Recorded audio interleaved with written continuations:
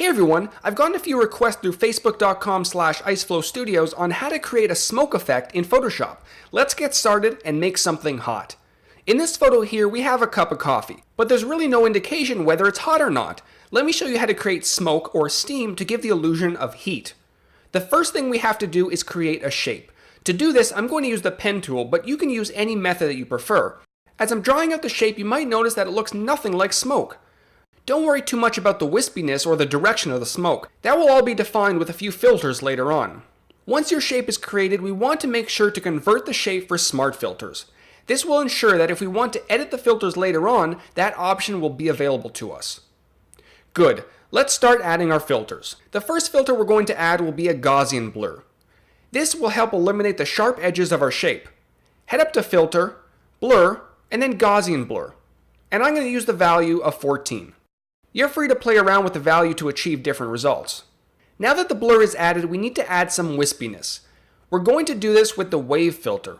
Again, head up to Filter, Distort, and then Wave. Now if you're working with a white shape, it might be difficult to see exactly what your shape will look like, so you may have to undo and try again a few times to get a nice result. I'm going to use the following values: 625, 113, 287, 1, 2, and 100% for the scales. Now a quick reminder, while these settings work for me, they may need to be tweaked for your project. Now that the wave is added, it's still not looking wispy enough. Let's add one more filter to really give it some flow. Again, head up to Filter, Distort, and then this time let's try a zigzag. For these settings, the amount will be 30, ridges 4, and make sure the style is set to around center. When you press OK, you should see a much more believable shape, but we're far from complete. We're going to add one more blur to separate the edges a little bit. Instead of a Gaussian blur, we're going to add a surface blur. Because this filter gives you a live preview on your document, it may take a bit longer to load the results. I'm going to pop in 62 and 214 for the values. Good, we're almost there. The shape itself is looking nice, but it could use some texture.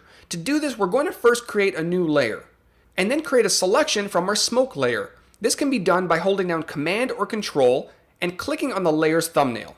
Once the selection is made, head up to Filter, Render, and then Clouds.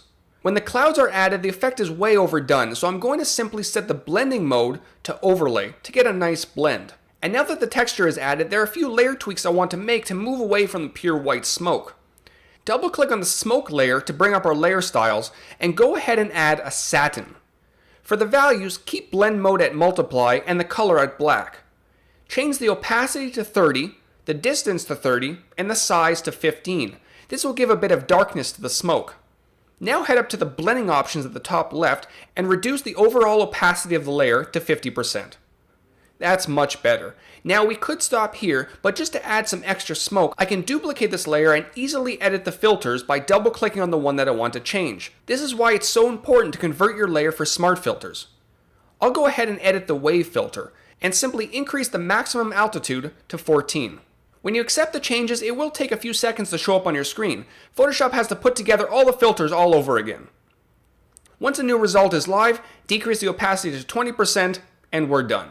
I don't know about you, but this is looking much hotter. Try it out yourself, but remember, you're going to have to play around with the settings to get the result you're looking for. I'd love to see what you guys come up with. Post your results on our Facebook page over at facebook.com/iceflowstudios. Take care.